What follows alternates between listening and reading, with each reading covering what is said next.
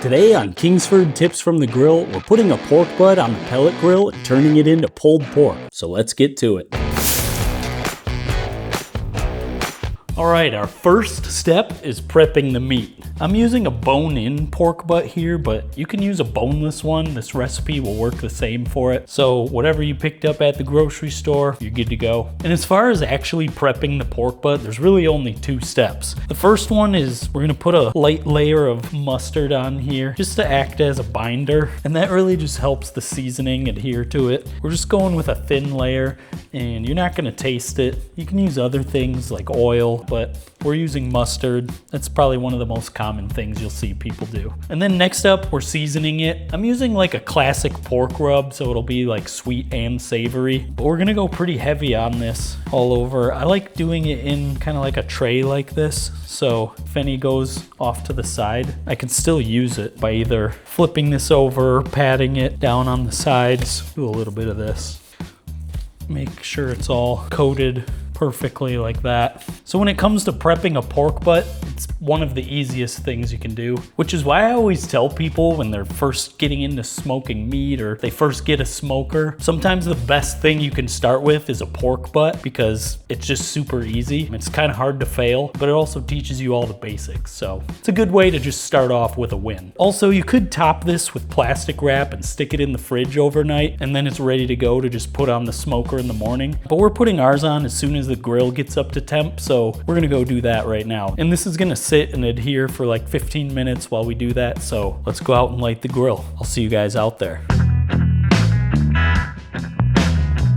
All right, so for this cook, we're going 265 on the pellet grill for the whole thing. And for our pellets, we're using Kingsford Craft Smoke Grill Master's Choice, which is a hickory, cherry, and oak blend, which pretty much means you could just have this in your hopper all the time because it'll taste good with pretty much anything you can throw on the grill. Just one more thing for when you're looking for pellets, you're gonna wanna look for the bag to say stuff like 100% natural hardwood barbecue pellets, as well as stuff like no fillers, no oils, no additives.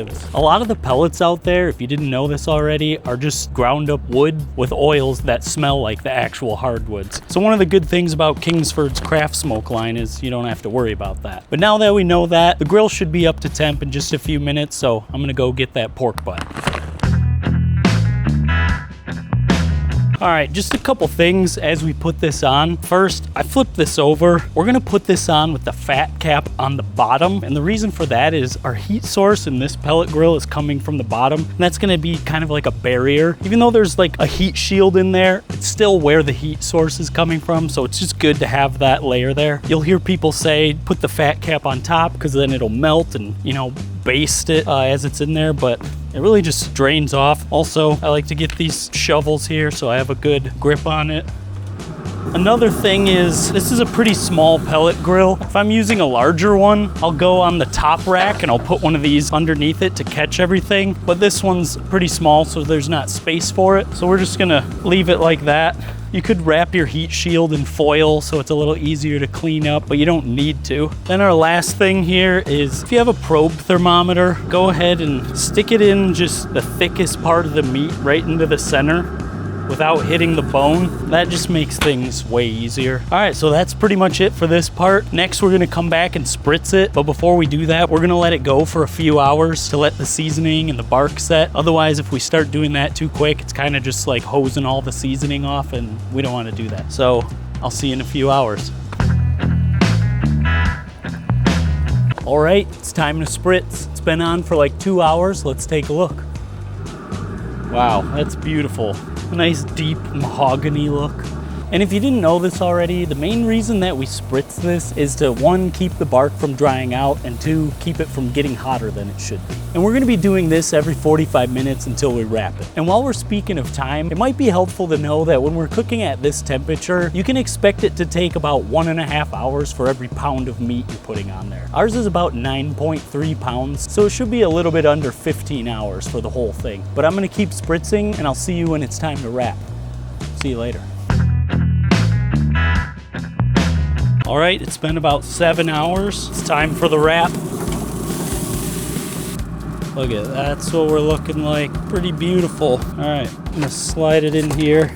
I'm gonna keep the thermometer in there because again, just makes life easy. All right, for this part, we're just gonna add some sticks of butter right on top here, then just drizzle it with honey all over the top. There's a lot of things you can do for the wrap part, but this is the fun one we're picking today. Just a little more of that rub that was in there. This stuff's gonna be insane. Last but not least, before it goes back on, the foil. So it's basically gonna braise in there, and if I was in a rush, I could turn up the temperature to like 300 and make it go even faster, but I'm gonna let it keep rolling at 265, and the thermometer's still in there. What are we at here? We're at just about 180. We're gonna put it back on, and it's gonna stay there just like this till it gets to like 200, 205, and then we'll pull it off and rest. All right, just a few more hours. We'll see you then. All right, time flies when we're having fun. It's right at 205. Now it's time to just let it rest. It's the easiest part of the whole cook. This is going to sit here for just 1 hour. All the juices inside are just gonna redistribute as it cools. And then once that's done, we're gonna shred it apart. Just a little bit more patience and we're at the finish line. I'll see you guys then. All right, it's been a full day of smoking this pork butt. Let's open it up. Wow, that smells amazing. First thing, these are always good to put on, just the insulated gloves. Then these, just because even though it's been resting, it's still kind of hot. All right, if we did our job right, this bone should come right out. Let's see. Oh yeah, let's make sure you can see this. Look at that, just falling right off. It's beautiful. Wow, this looks so good. That's amazing. That's beautiful. Yeah, bark's looking good. Bark's barking. All right, I'm just gonna dig in here and start shredding it apart. Oh yeah. Also, if you've never done this before, when you crack it open and you see some of these pieces that are pink, and if you're like, oh, does that mean it's not cooked? No, it's cooked. Anywhere you see that it's pink, that's the smoke ring. That's from smoking it, so no need to worry about that. It's all pure joy when you see that. Just full of flavor. I'm gonna put this on a sandwich. Now, if you wanted to, you could take a little bit of your seasoning and dust it in there, but this one honestly doesn't need it at all. It's incredible. It's a nice saucy pulled pork in here.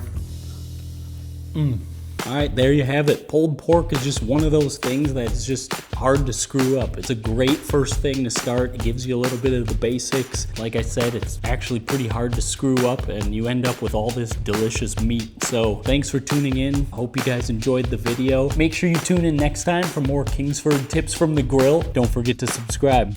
See you later.